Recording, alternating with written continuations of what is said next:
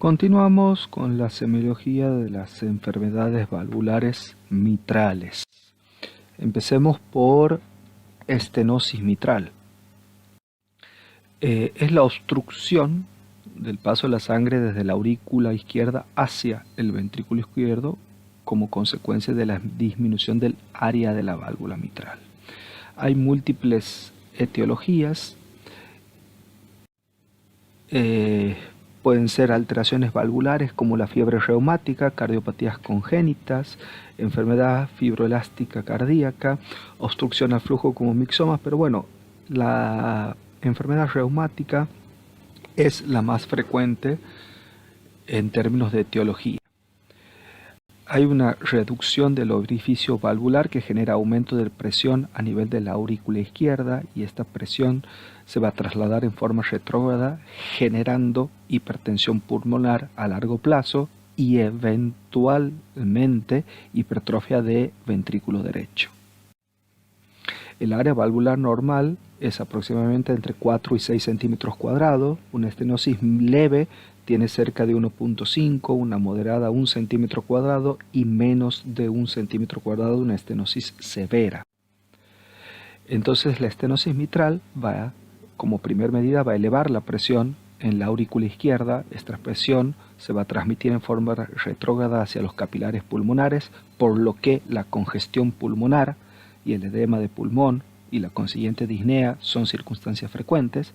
Cuando la presión capilar pulmonar supere los 25 a 30 milímetros de mercurio va a aparecer edema pulmonar sintomático, que es lo que va a traducirse en disnea. Esta es la fisiopatología básica de la semiología de la estenosis mitral, ¿sí? Hipertensión o aumento de presiones telediastólicas en cavidades izquierdas con la consiguiente hipertensión vénulo-capilar pulmonar.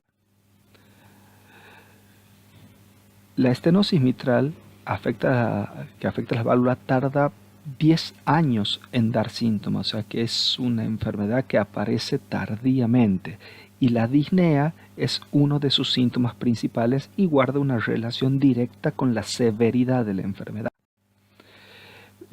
Puede haber disnea paroxística nocturna, puede haber edema de pulmón, hemoptisis. Hay síntomas clásicos. La estenosis mitral se conoce como una enfermedad fundamentalmente disneizante y ya explicamos por qué. También puede ser hemoptizante y bueno, si hay hipertensión vénulo-capilar pulmonar puede haber ruptura de estos capilares y algo de expectoración hemoptoica. Palpitante. Es muy frecuente la fibrilación auricular. Al aumentar de tamaño debido al aumento de la poscarga de la aurícula izquierda, el miocito cardíaco, el músculo cardíaco, puede distenderse y estirarse. El que no tiene capacidad de distensión es la célula del sistema de conducción miocárdico, por lo que cualquier circunstancia que dilate el sistema de conducción puede hacerlo fallar. En este caso, a nivel auricular, lo que va a terminar es en fibrilación auricular. La fibrilación auricular va a generar cambios del ritmo cardíaco y estos cambios del ritmo cardíaco se expresan como palpitaciones. Los pacientes no se fibrilan de un día para otro, es decir, el paciente está en sinusal, se fibrila, tiene palpitaciones, vuelve a sinusal. Vuelve a fibrilarse, vuelve a sinusal, hasta que en algún momento queda persistentemente fibrilado. Estas circunstancias de entrar y salir de fibrilación auricular pueden dar palpitaciones. Es muy característico de estos pacientes. Cuando el paciente ya está fibrilado, cuando el paciente ya tiene fibrilación auricular, la aurícula, sobre todo la orejuela de la aurícula izquierda, funciona como un depósito estanco de sangre donde pueden haber trombos. Eventualmente estos trombos pueden salir a la circulación sistémica y por supuesto van a ir a los lugares con mayor flujo y estos son las carótidas, por lo que puede haber embolias. Y si bien puede embolizar en cualquier lugar del cuerpo, las embolias a nivel neurológico son las más comunes. Entonces es frecuente que estos pacientes tengan accidentes cerebrovasculares y a veces es el motivo de consulta y terminamos descubriendo que tiene una estenosis mitral. Entonces podemos decir que es una enfermedad disneizante, hemoptizante, palpitante y eventualmente embolizante. Esto sí, ya lo describió Huchard, se conoce como triada de Huchard o los motivos de consultas posibles en la estenosis mitral, disnea, palpitaciones, hemoptisis y ya dijimos eventualmente embolias. Estos son los síntomas más frecuentes. Sin lugar a duda, la disnea, aumento de las presiones venulares pulmonares, ¿no? Palpitaciones, hemoptisis, fatiga y las embolias ACV pueden presentarse. Todo esto luego de 10 años de enfermedad o de patología mitral. En el electrocardiograma puede o no estar sinusal, puede haber fibrilación auricular con un pulso caótico, irregular y desigual, puede haber hipertrofia del ventrículo derecho y la desviación del eje correspondiente. En la radiografía de tórax, aquí tienen una radiografía de tórax normal con el arco aórtico, arco pulmonar, ¿sí? El ventrículo izquierdo, las venas cavas y la aurícula derecha. Estos pacientes lo que van a tener, ¿sí? Es los hilios pulmonares congestivos por el aumento de presión venosa, ¿sí? Y puede haber crecimiento del ventrículo derecho. Si ustedes ven, se ve un poquito la carina desplazada, ¿sí? Hacia arriba, la vía aérea desplazada. En términos de inspección, la fascia mitral es muy característica y esto se ve después de mucho tiempo de evolución. Le llaman fase en bandera francesa o fase tricrómica, donde voy a tener, ¿sí? Cianosis, y esto es por la congestión pulmonar, algo de rubicundez a veces en las mejillas y un fondo pálido, 3 colores, ¿no? Lo azulado de lo cianótico, la rubicundez de las mejillas y el fondo pálido. Por eso le llaman fase en bandera francesa o tricrómica. Si el paciente ya tiene hipertensión pulmonar, comprometió el ventrículo derecho, hay falla ventricular derecha, congestión venosa sistémica y congestión hepática, a veces a esta fase se le puede agregar un tinte ictérico. Esta se llama fase de Courbet-Sat, ¿sí? Y si bien no es tan frecuente de ver, cada tanto vemos alguna de estas fases. El pulso arterial es de baja amplitud, pero recuerden que si ya está en fibrilación auricular vamos a tener un pulso caótico. A la palpación del tórax vamos a palpar un latido sagital producto del crecimiento del ventrículo derecho con maniobra de Dressler, y sí es característico el palpar un frémito en la punta, ¿sí? Un frémito diastólico, expresión del soplo. Muchas veces es más fácil palpar el frémito que auscultar el soplo. El soplo ya lo vamos a ver, un soplo de baja intensidad y difícil auscultación. Pero el frémito y el latido sagital son fenómenos que se pueden apreciar. En términos de auscultación, vamos a auscultar, ¿sí? El foco mitral y vamos a tener un R1 hiperfonético. Esta es la única valvulopatía que tiene ruido hiperfonético. En el resto de las valvulopatías vamos a encontrar hipofonesis, ¿sí? Va a haber un chasquido de apertura después del segundo ruido y hay un soplo diastólico, ¿sí? Que ocupa casi toda la diástole, protomeso, ¿sí? A la mitad y al final de la diástole en foco mitral decreciente, con un refuerzo presistólico que expresa la sístole auricular. Está claro que este refuerzo presistólico va a desaparecer si hay fibrilación auricular.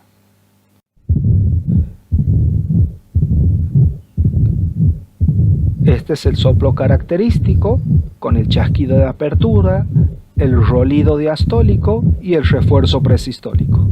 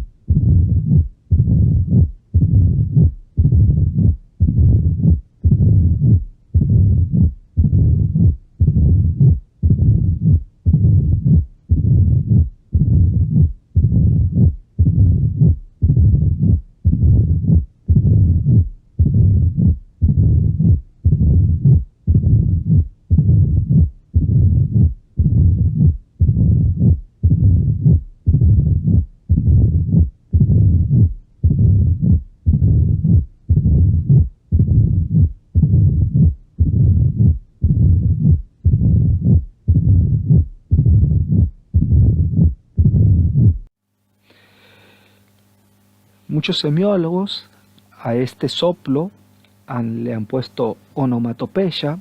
Al primer ruido hiperfonótico suena como un ta, el chasquido de apertura como un segundo ta, el rolido diastólico como un rup y el refuerzo presistólico como un fu.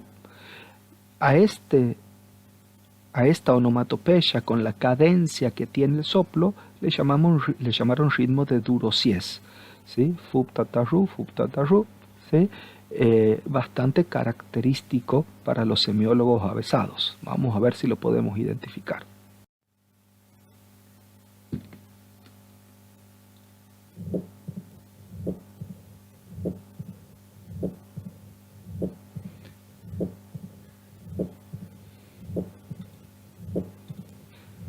Primer ruido hiperfonético, ¿sí? Chasquido de apertura, rolido diastólico, refuerzo presistólico.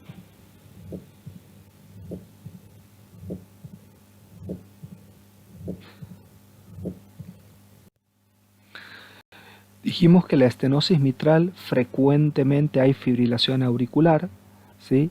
30% de los pacientes se van a fibrilar y van a generar embolismo.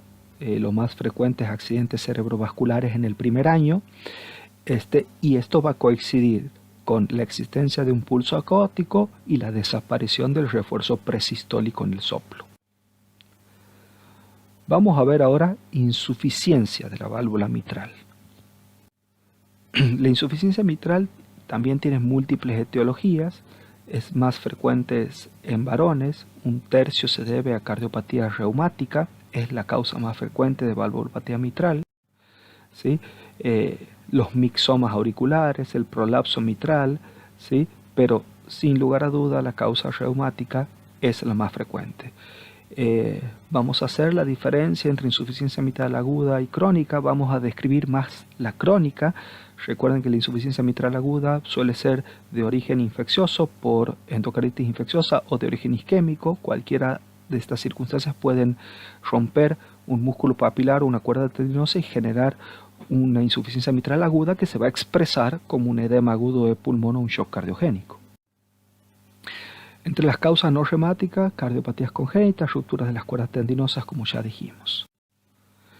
En la fisiopatología, lo que hay es durante la sístole ventricular regurgitación de sangre hacia la aurícula izquierda, por lo que aquí va a haber un soplo de características sistólicas, ¿sí? Entonces esta incompetencia valvular, ¿sí? Va a hacer que regurgite sangre. La función ventricular puede irse deteriorándose y va a disminuir el volumen de eyección y el gasto cardíaco, porque parte del volumen de eyección va a ser enviado hacia la aorta y parte va a ser enviado en forma retrógrada hacia la aurícula izquierda. Las insuficiencias mitrales agudas, dijimos, síndromes isquémicos, enfermedad coronaria y endocarditis infecciosa, con rupturas de cuerdas tendinosas o de músculos papilares, va a haber una abrupta congestión pulmonar, ¿sí? Y esto es de tratamiento urgente. Esto es un shock cardiogénico o un edema de pulmón, ¿sí? Muy grave. La crónica, que es la que vamos a describir, por prolapso valvular, degeneración o fiebre reumática, se va dilatando la aurícula izquierda, aumenta las presiones pulmonares, ¿sí? Se dilata la aurícula y el ventrículo izquierdo, y esto se trata con fármacos. Entonces son muy diferentes la expresión semiológica de la aguda, ¿sí? Que hay una sobrecarga aguda del árbol pulmonar con un edema de pulmón, y en el crónico, donde el síntoma fundamental va a ser la disnea. Disnea de esfuerzo, disnea paroxística nocturna en etapas avanzadas, va a ser los síntomas fundamentales de estos pacientes, y eventualmente con el tiempo desarrollo de hipertensión pulmonar. ¿Sí? Signos de sobrecarga de aurícula izquierda, puede haber arritmias supraventriculares y, como dijimos, con el tiempo sobrecarga derecha. Entonces está claro, se ve los hilios congestivos, se ve, ¿sí?, el arco pulmonar recto, producto de la hipertensión pulmonar. El pulso va a ser pequeño, puesto que gran parte del volumen de eyección va en forma retrógrada, y puede haber un choque de punta palpable, ¿sí?, por dentro de la línea medioclavicular. En la auscultación hay una hipofonesis de R1. Es común encontrar un R3 y va a haber un soplo pansistólico o losistólico en forma de barra en el foco mitral que clásicamente se propaga hacia axila. Vamos a escucharlo.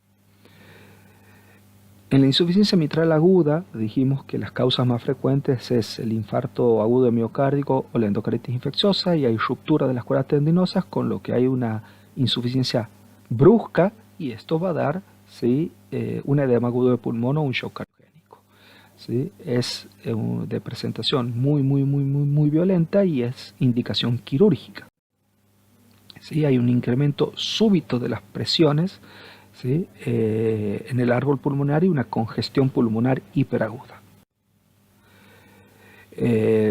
Esto puede llevar al edema de pulmón, al shock cardiogénico y, como dijimos, es de resolución quirúrgica. Muchas gracias.